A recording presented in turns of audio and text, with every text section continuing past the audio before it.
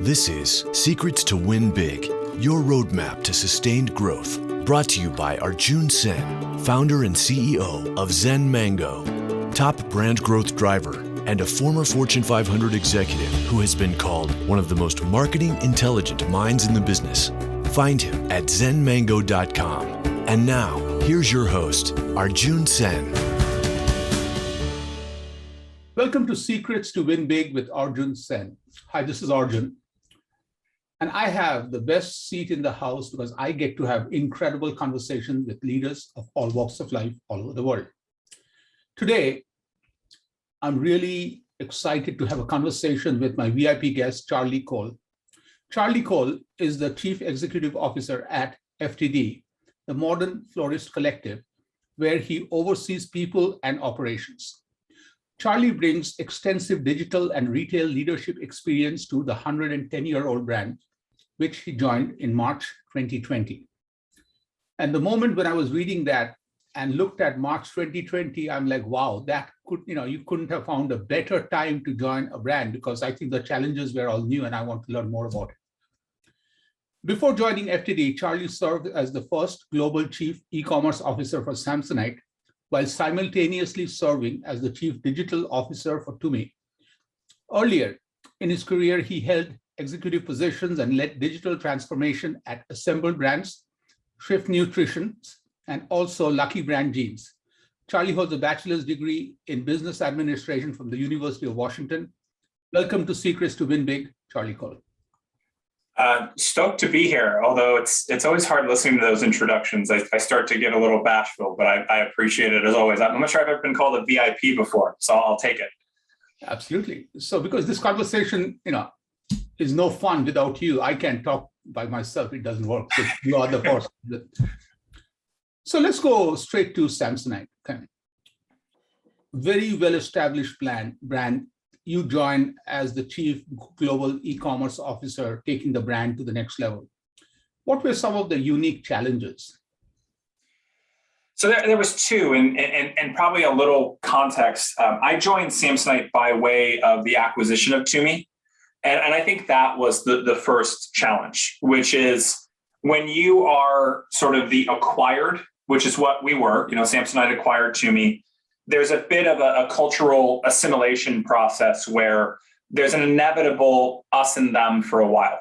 And your job, if you're going to be a leader in the new combined entity, is to embrace sort of finding what that new culture is going to be. It can't be Tumi in trenches on what we were, and it can't be Samsonite in trenches on what we are. You need to really learn kind of what this new entity culture is going to be like. And for me, when I realized that I was going to be the lone member of the executive team that came from Tumi, so everybody else was sort of part of Samsonite and I became the new guy, if you will, that was a major challenge. Now, I was really lucky. The CEO at Samsonite at the time, a gentleman by the name of Ramesh did a great job of sort of helping me understand the boundaries and understanding kind of where I have a real chance to drive change and where the wickets might be a bit stickier, if you pardon the metaphor. So that was the first thing, is kind of that cultural assimilation. And the second thing was a different cultural battle, which is Samsonite historically was a wholesale-driven company. They thought of their customers as Macy's and Walmart, while I thought of my customers as Sarah and Bill and Jim, because Tumi was much more of a direct-to-consumer company. And that was really why Samsonite bought us. Samsonite bought us because they saw the need to evolve into more of a direct-to-consumer company, with the internet being what it was and e-commerce being what it was. You can make an argument they were a little later to the party, but it took, I think, a lot of self-awareness to look at an acquisition to sort of drive their direct-to-consumer capability. So sort of taking that direct-to-consumer mentality as the new guy into a well-run, well-established, wholesale-driven culture just made for a lot of kind of cultural puts and takes. And I think for me, I was very lucky to have guidance in the form of good leadership at Samsonite, but also sort of have been around a number of different cultures in my background. But it was not for the faint of heart, I guess you could say. So to me, I really love what you talked about is the culture change. So can you help me a little bit more about how you helped the team go through the culture change and evolved to something bigger and better that neither Tumi or Samsonite would have accomplished without each other? Yeah, I love the way you framed that question. And I think the first thing I would note is, and I mentioned this before, and then I promise I'll stop sucking up to them. I did have CEO buy-in, right? So Ramesh did a great job of positioning me to success. And I would caution sort of anybody of getting too big of a head. If you're entering a culture as a newcomer, if you have sort of friction from the very top, you'll probably fail. And that was the first area that I was given good cover. The next thing was largely kind of educational, and that might sound a little bit condescending. That's not the intent, but direct-to-consumer e-commerce in particular has a very different set of success metrics and unit economics than a wholesale-driven business. And so I think the best thing we did as an organization is we put a unified global way of talking about e-commerce success. And it's probably exactly what you expect. It's traffic, conversion rate, average order value, paid marketing, market share. But you got to keep in mind that in these board meetings, these were not how we were talking about digital. Digital had always been talk of, well, Amazon's growth is 20 to 25 million. And there was none of that kind of unit economics understanding about what were the true amino acid drivers of a business. And so for me, what I really set out to do in a global position was to create a unified language of data. And if you can speak about Europe and speak about Asia and speak about the United States, and speaking about Latin America, and you can speak about it using the same metrics, it makes it very easy to understand where you have success, where you have progress, or where you might still have some opportunity to improve. And I think for me, Arjun, that was probably the biggest area of where we drove the culture very quickly, is the culture embraced a culture of accountability by data. And I think that's always an opportunity for a direct consumer e-commerce company, because the one thing you're never lacking is data. It's just a matter of creating a unified KPI language that the entire company can revolve around. So I love the KPIs, unified KPIs, but I also think your job was equally difficult, because at the same time there's a culture, but also you're changing a mindset, as you mentioned earlier, that instead of selling to the Walmarts and other retail, you're selling to, Allison, Arjun, Clint. So help me understand a little bit about, what was the process for changing the mindset? Because Samsonite being a company, they were already very successful. Yes. You walking in, how did you help them go through the mindset change to something that was needed? So I would even add one more complexity to that, and it's something that I think is worth mentioning before kind of driving the mindset change. There are some in the company that would see direct-to-consumer e-commerce as a competitor. Say you are the person you're the account manager for Macy's. Part of the Macy's business is Macy's.com. You could make an argument that optimizing Samsonite.com might, quote unquote, hurt the Macy's business. Now, it's the right thing for the business overall. You make more margin, you make more EBITDA. But remember, you're the account manager at Macy's. You're compensated on Macy's. You might not necessarily have been compensated to think about the greater good. Mm-hmm. And so I think that realization and that understanding of kind of all the various areas where you needed to drive buy-in in the organization was super important, because I think the best way for you to drive a cultural change is to understand where you're starting. Mm-hmm. And making sure that you have alignment across the organization on where you want to be. Because to put it in perspective, Arjun, like one of the most important aspects to a company that does multi-channel retailer that wants to drive more to direct consumer, it might be the concept of map pricing. It might be the concept of unique SKUs specifically for the direct consumer website. All of these things are inevitably going to cause friction within an organization if you're selling multiple channels to multiple folks. And so I think the best thing we could do was be completely transparent about our goals and drive alignment on sort of where we're going to drive as a company, as opposed to a set of individual P&L owners at a silo level or at a wholesale level or at the outlet level or the retail level. And I think we did a good job of that. And we did it one of the old-fashioned ways, which is we aligned compensation. So I was not bonused on e-commerce revenue. I was bonused on overall company performance. And I think that that's important, because it allowed me personally to make sure that I had my eye on the larger company good, but it also, in a weird way, sort of disarmed the larger organization. And it made it feel that we are a part of the team. So I think too much e-commerce becomes a bit of an us and them, because it's a very different skill set. We talk a language of analytics. We talk a language of UI, UX. We talk a language of digital marketing and attribution cycles and all these things. While other folks might be talking about doors of distribution, product catalog, et cetera. And so I think making sure you're aligned at like the ultimate root goal of company goals and how you're going to contribute to that, as opposed to be completely separated for that, is the most important part, because far too often e-commerce is sort of put in their own little silo and thought of as their own store when it touches the company in a much more holistic way. I love that. So let me ask you one more question, and then I'll move away from Samsonite. And to me, I really think if I was teaching a branding course at any of the top universities, I really would love to know this big branding lesson from you. How did, in this merger, you helped Tumi keep its own identity and still leverage and get the best of both worlds? It's a great question. And I also give a lot of credit to Victor Sands, who's the creative director at Tumi and is still there as far as I know. Victor did an unbelievable job of understanding where there was economies of scale for being part of a larger entity and where the brand needed to stand on its own. And so if you want to think about this in another way, Arjun, like leveraging Samsonite's supply chain. Samsonite's supply chain is the best luggage supply chain in the entire world. And so you can do that without compromising the aesthetic of Tumi. And I think that was Victor's core job. And if you think about our core job as a digital team, we have the same challenge, which is leverage the combined learning of all of these companies in all of these regions. And it goes back to sort of this unified currency of data, where UI, UX changes that worked on Samsonite.com in the United States or worked on Samsonite.co.uk in the United Kingdom, they may or may not be applicable to Tumi, but that doesn't mean it needs to have the same aesthetic. It doesn't need to have the same veneer.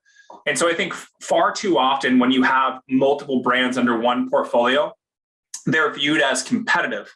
And I think overall what we did is we framed this as, how do we use data to show the right brand to the right person at the right time? And so one of the stories I always like to tell is, if you think about nameless, faceless, incognito browser, and all you know is they went into Google and they typed in luggage. You know nothing else about them. What is the best way to approach that consumer? And the best way to approach that consumer is probably to embrace the fact that, number one, you don't know anything. And so now your goal is to become, let's make sure we're positions 1, 2, and 3 on the results page. And if you're going by best chance of success, 1, Samsonite, 2, Tumi, 3, American Tourister, which is another one of our brands. And so that's on one kind of pole of being completely naive about what the consumer wants.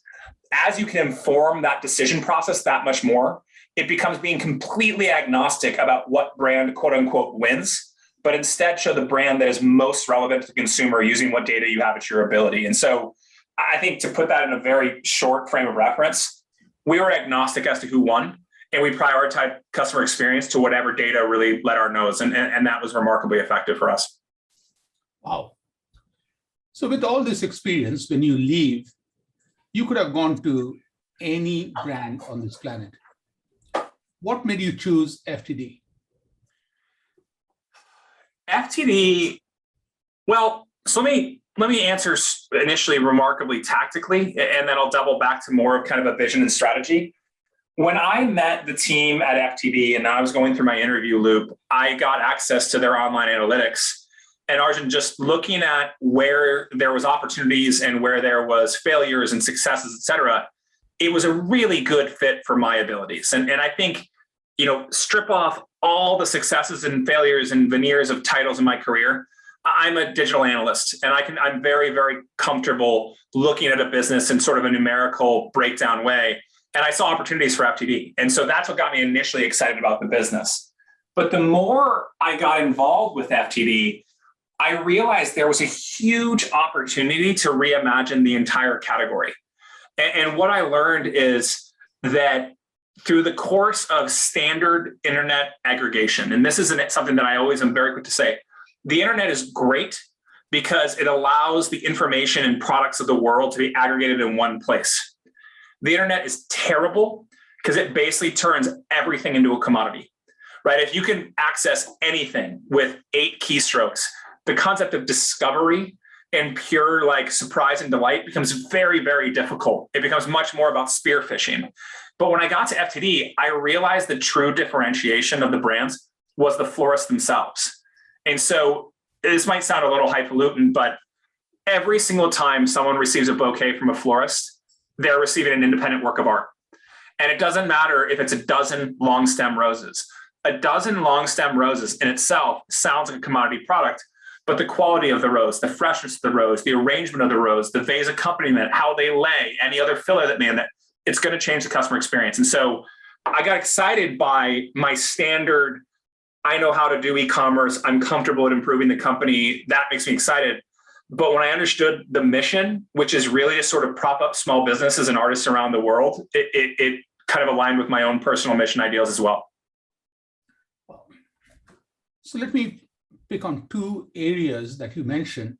One is from Tumi, where and Samsonite in a packaged good or a product industry, you didn't have to worry about the delivery of the product because the product you knew.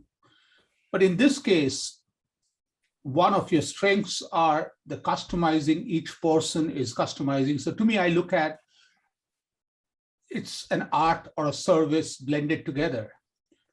So what was the big transitions to make sure that the promise that you make is delivered actually to every person every time?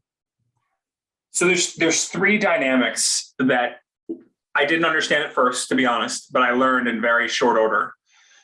First of all, most, not all, but most Tumi transactions are Arjun buys this for Arjun, right? In our case, 90% of the time, Arjun's buying flowers for his mom, his wife, his sister, his friend, whatever it is. So you immediately have two parallel customer experiences most of the time, the gift giver and the gift receiver.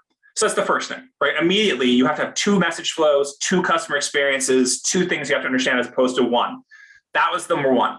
Number two is the fact that it's nearly impossible to deliver exactly what's in the picture. And versus Tumi, you hold up a 22-inch black suitcase. When you open it, there's absolutely no surprise, right? It's exactly what you expected, and you only get upset if there's like a scratch in it, or there's something that wasn't in the picture, but it's defect, right? In our case, how the flowers lay, right? If something is delivered so fresh that it's still in bud form, you have to educate the consumer on why there may be variances, and you have to set expectations further up the funnel as to what the customer experience might be like, and dare I say, what the variance would be. And I always think about this in the context of if you're a restaurant, and if you've ever traveled internationally, a lot of times the menus will have pictures of the food on them. It's kind of like that, because depending on how the sauce hits the plate, or depending on how the cheese melts on the chicken parm, it's going to look a little bit different. We run into that problem every day, but that's not the biggest. Door number one, door number two, there are things we need to be aware of. We have to solve for them. By far, the number one thing we had to understand, and I had to understand, that I couldn't have possibly appreciated until I got in this industry, and it's the biggest difference between what we do and any other industry I can think of, is the level of emotion that we play in with our consumers. We have to deal with the most joyous moments in people's lives. Birthdays, the birth of the newborn, weddings, amazing. And we have to deal with the worst moments of our consumers' lives. Get well soon, funerals, hope chemotherapy goes well. And to me, that was those moments crystallized how hard of a challenge it is to always match the customer expectation. Because I truly believe at FTD, every single one of our employees feels that pressure with every single order, because we have to assume that we're just functioning in a highly emotional time, whether it's good, whether it's bad. You just always have to assume that this is one of the most important moments of someone's lives that's either being celebrated or mourned. And that level of pressure, I mean, look, Arjun, I don't know about you. I like luggage as much as the next guy, but it really doesn't have that level of heightened sensitivity around it. And I really like the way you build to the pressure, because now what I'm realizing is on my anniversary, between my wife and myself, the person who is getting invited to the party is FTD. So now you are in a very unique place because I will only send one bouquet to my wife, and I also won't be there when she receives it. And I love the way you took that from just flowers to the emotions. Because to me at Zen Mango, we always look at, we are in the feeling business. Experience is checklist, but the feelings that you talked about are priceless. Well, So and Arjun, I would add one more complexity to that. Like, it took me a while to figure this out. I only started thinking about this about 4 or 5 months ago. In a lot of ways, our job is to make you look good, right? Okay. No one is going to get their flowers, look at the card and say, thank you, FTD. And we can't want that. That can't be our desire.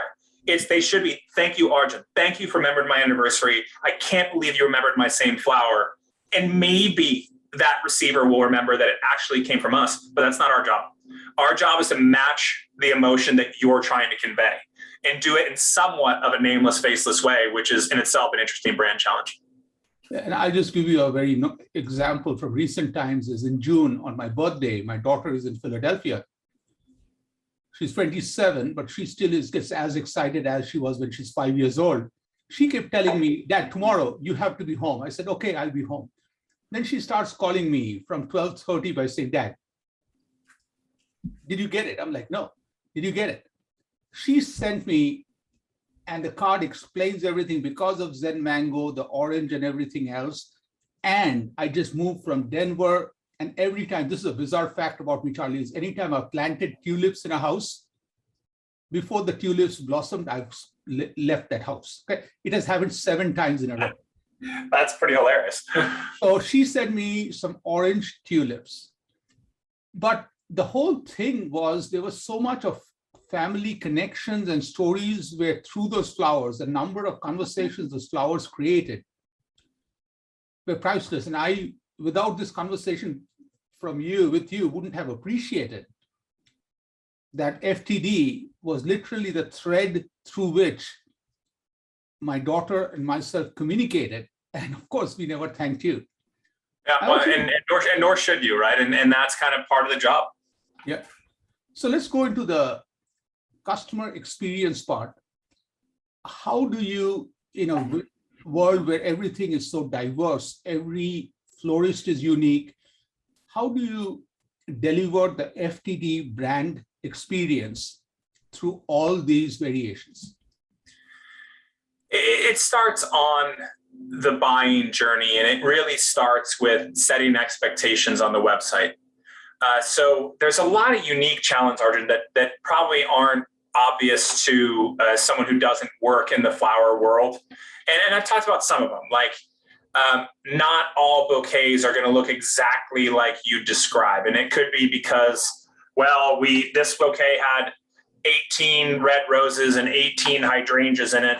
But whatever reason, red roses had a hard to get inventory. So it turned into 12 red roses and 12 pink roses because we're trying to actually surprise and delight and exceed. So we talk a lot about where we set expectations and where we feel like we can kind of have substitutions and honestly, where we can't, where we feel like we can't change anything and where we always have to match all these expectations as well. And then there's other little things like, okay, you're sending lilies. Does your receiver have a cat? Because lilies can be poisonous to cats. And we have to anticipate those sort of things. We have to make sure we're ahead of them so there's no surprises in the buying journey. So it starts up front and making sure we're setting those customer expectations. But honestly, the number one thing we've done over the last 18 months that have positively influenced our relationship with our consumers is improve our relationship with our florists. And it's been my experience that over the last, I don't even want to guess, at least 30 years, that florists have been treated by the internet as if they're a supply chain, as if they're order takers, and they should just do what we said. And look, it's impossible to know on a given day every single stem that is in every single florist and to know the quality and the freshness and that sort of thing. You're making a huge reliance on your florist to do the right thing and be great partners. But in a long time, and I would include FTD prior to the bankruptcy in 2019 as part of the problem here, we didn't treat the florist as part of the solution. We didn't ask them questions. We didn't say, hey, is this bouquet really easy to make or is it really hard to make? Is it hard to match the picture? Is it easy to get these stems at this times a year, right? There's so many things that our florists, frankly, know better than we do. And I frequently have said that the smartest thing we've done since we all joined FTD over the course of the last 18 months is we created a group of florists that really tell us the way it is. Like, hey, just so you know, the cost of a hydrangea is going up by 40%. I think we should change our bouquets because customers are going to be disappointed by the price. Little things like that. And it really allows us, to me, it's like being a great restaurateur and listening to your fishmonger on what's fresh, or listening to your farmer on what vegetables are eating the best or in season or whatever it may be. To us, we have so much to learn from our florists. And it seems, unfortunately, that most other companies treat our florists as the tip of the spear, as opposed to something that's truly the basis of our customer experience. And so I just think that the more we can learn from and match the expectation of our florists, the customer is the ultimate benefactor. Brilliant. And I love the two-way communication instead of you informing them, making them participate, because to me, now you have made them shareholders and stakeholders in your business. So let's go and broaden this to e-commerce. And I'm not saying this to make you feel good, but I really think in the last 26 minutes, I've learned more about e-commerce than I've learned in my entire life.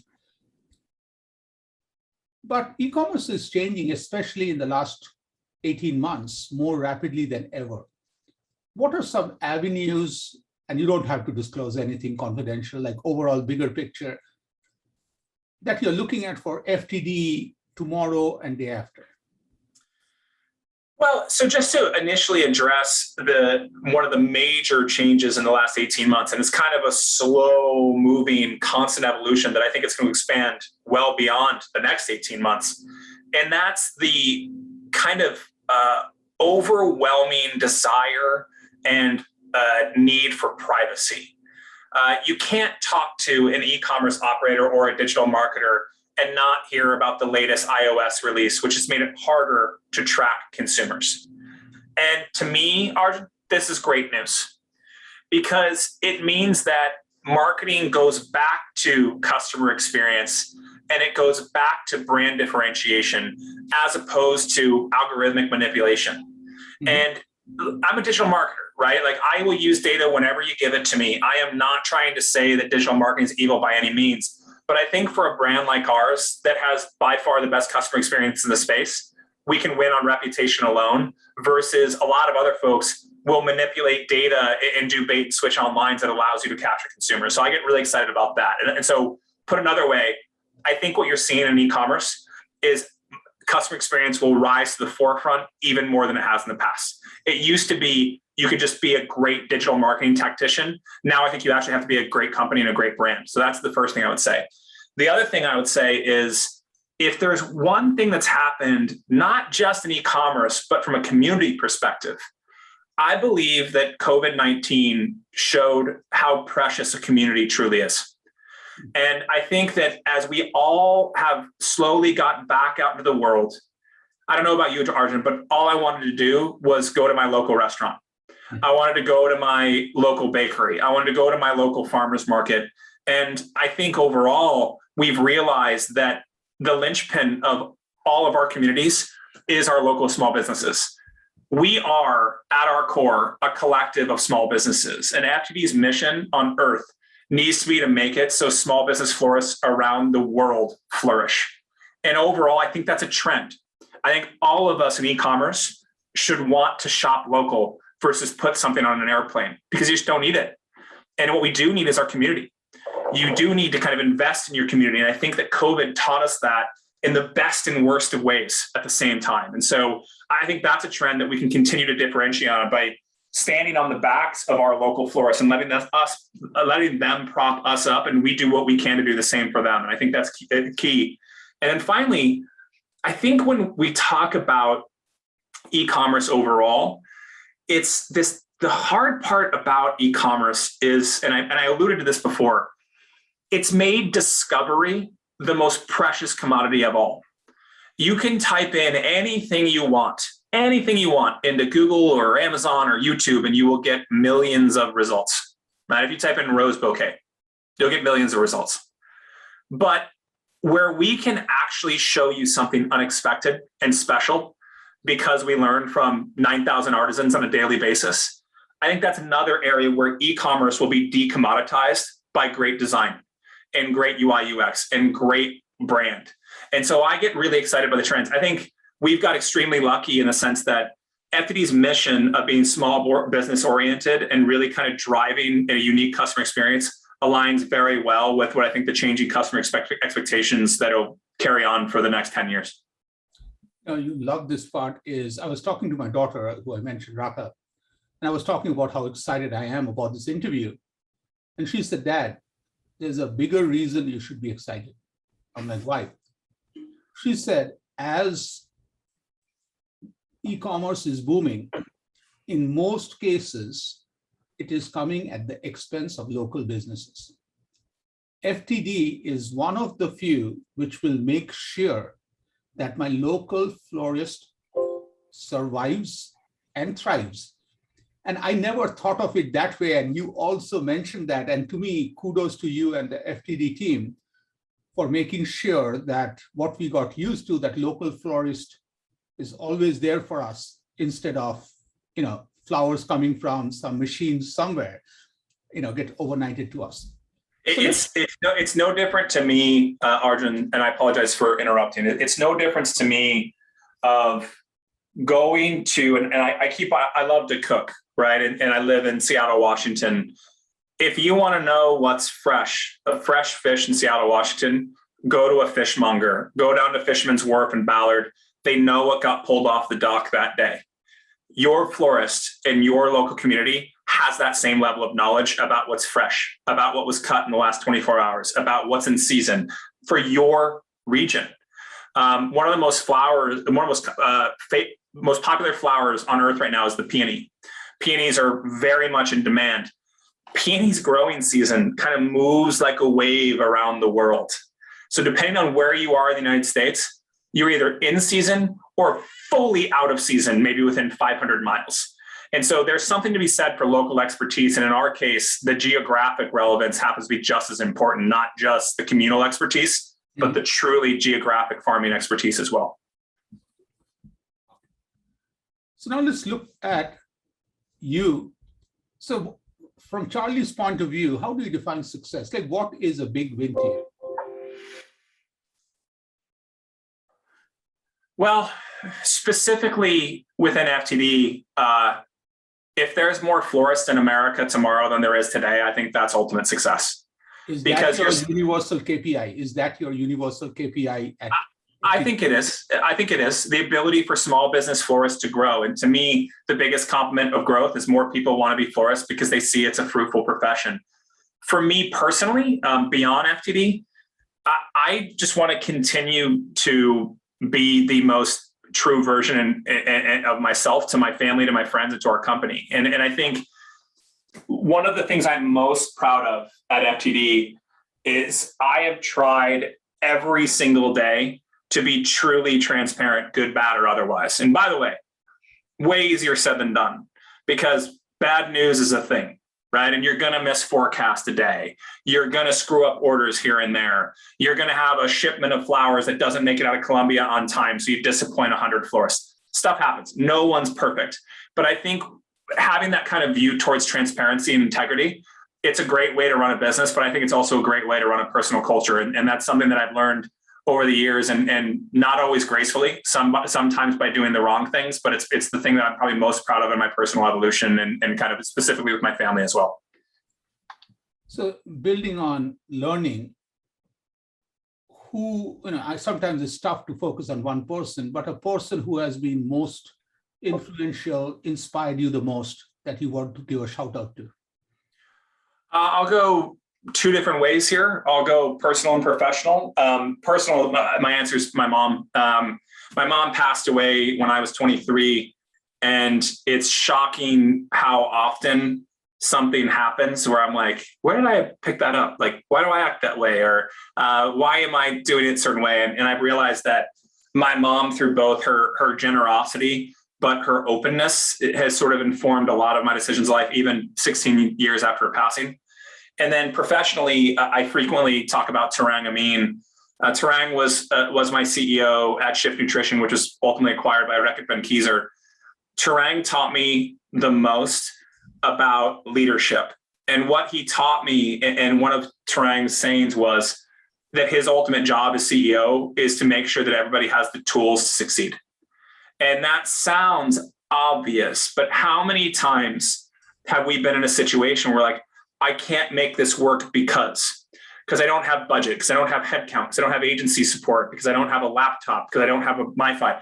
Tarang would be there to tell you that your job as a leader is to give people the tools to succeed, because what you want as a leader is when it's all said and done, if it's a success or failure, you can look yourself in the mirror and be like, I did this, right? You want to feel like you can actually control your own destiny. And so I think Tarang has taught me the most about leadership, and my mom's taught me the most about kind of what it means to be a decent human being. And I love both these lessons, and especially Tarang's lesson really resonates, because working with a lot of CEOs, I found there are only 4 jobs or tasks a CEO can or should be doing. Number 1 is seeing the bigger picture goal, buying into it, and creating paths for everyone in the team, wherever they are, to get there and believe that. Second is break barriers, as you talked about. Third, bring resources. And number 4, be the chief cheering officer by getting out of the way. And, I really love when I listen to incredible leaders like you, because that barriers is what takes us to the next level, and really love that part of the conversation. So now let me ask you this really strange, goofy question about a conversation. So let's say you walk into this conversation, Charlie today, with Charlie 16-year-old and Charlie 100-year-old, and 3 of you have this conversation. What would this conversation look like? Oh man, there is a lot about the Charlie 16-year-old that I think the Charlie 100-year-old would hate. But I think for me, the conversation would be rooted in, I think you have the same energy and you have the same desire to succeed and you have the same desire to win. It's just that I think as you age, the 100-year-old Charlie would have a heck of a lot to teach the 16-year-old Charlie about collaboration and surrounding yourself with people that aren't just like you. And I think one of the, and this might be a bit preachy, Arjun, just to warn you, but I think one of the things that I learned too late in life is to surround myself with people that don't think like me. And when you're 16, you're playing on basketball teams, you're hanging out with the same group at the lunch table every day, and you end up being kind of closed off, not intentionally, not maliciously, but you end up being surrounded by similar thought makers and similar types. But now all I want to do is work with people that are nothing like me, that think nothing like me, that have no background like me, that aren't educated like me, that don't have the same interests like me. And I think that's probably what most 100-year-olds would teach most 16-year-olds, is that there's a heck of a lot more to learn when you get out of your own little bubble. But I would also encourage the 16-year-old to not try to solve it all in one day and embrace your mistakes. Because if there's one thing that 16-year-old Charlie was way too guilty of, it was trying to be perfect.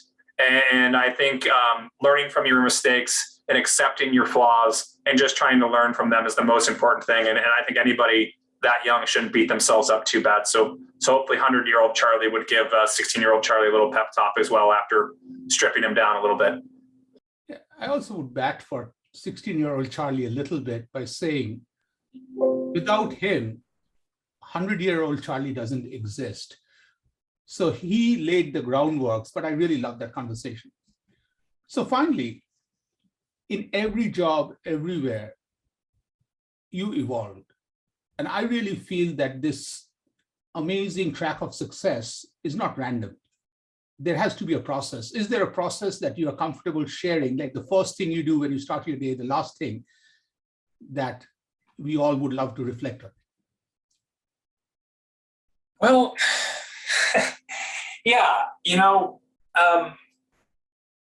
I think everybody has their own way of recentering and kind of finding a little bit of Zen on a daily basis. And I spent most of my life thinking the best thing to do next was the next thing, right? Just keep on tasking, keep on getting stuff done, keep on chasing stuff. If it's basketball season, like do another 100 layups. If it's working, like do another 100 emails or do some more analysis. And I think the biggest evolution for me, and I would also add this to it, it's made me hopefully a better partner and parent, is I find moments every day to let myself recenter. And I have two that hopefully will inspire some people. And by the way, this is not forever. This is probably in the last 2 years I've really embraced this. Every morning I intentionally wake up before my kids and my wife and make coffee and a pour over. And it's like perfect. The house is quiet. The smells are good. You get in touch with all those senses that you really don't think about when you're cranking out emails or on Zoom calls all day, right? You get a chance to kind of give yourself a base for the day. And so don't hear this as my evolution is learn how to make coffee. My evolution is have a routine in the morning that gets you centered for the day. And the other one for me is I try to exercise in the middle of the day for the same reason.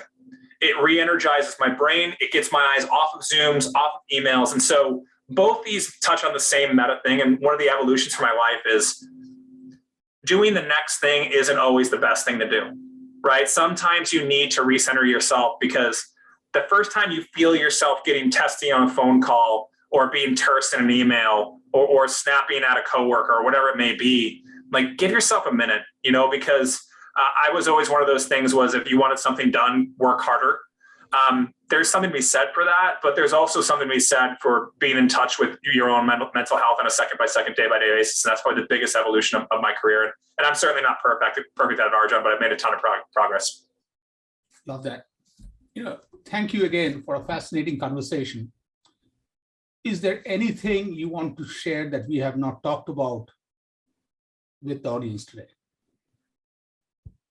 No, I would just restate something I said before. I already shared it, but I'll talk about it more agnostically, not an FTD approach. We're at a very unique time in our society, not just America, but globally. But I really do believe that the key to our kind of thriving is our local communities. So if you take one thing from this call, get out and explore your local community. You don't need to buy a package from a distribution center 1,000 miles away. Chances are there's a better experience or at least a better story around the corner from your house. So hopefully we can kind of all drive that because I think there's never been a time in American history where our communities needed each other more than right now. And when I moved to Houston, 2 blocks from my home is a home improvement store, Southwest Hardware, a tiny store. They pride with a little tagline, we have almost everything. I love that. And what I realized is what they have, which I've never seen or felt in a hardware store, is a heart. They know me by name. They know Yuki by name, my little puppy dog. And every time I go, they leave the counter, come in front and look at me. I said, yep. And then they give him a treat. I just go there just for Yuki boy to get the treat, and I will not go anywhere else. So I love that sharing. So Charlie, this is such a fascinating conversation. Thank you for taking the time. Thank you. Thank you. This is amazing. It's my pleasure, Arjun. I really enjoyed it. Thank you so much for having me. So this was an incredible conversation. I really was expecting to talk to a super incredible business leader performing at the highest level. But what fascinated me about the conversation is the self-evolution constantly, and also the bigger goal of connecting to the local community. So I will take these 2 wisdoms with me, Charlie, for a long time. Thank you again. Thank you all for listening to Secrets to Win Big, and looking forward to bringing you another conversation with another leader very soon. Happy listening. Thank you. You've been listening to Secrets to Win Big with Arjun Sen, founder and CEO of Zen Mango, top brand growth driver, and a former Fortune 500 executive who has been called one of the most marketing intelligent minds in the business. To learn more, visit www.zenmango.com. Share this podcast with your friends and subscribe wherever you like to listen to podcasts.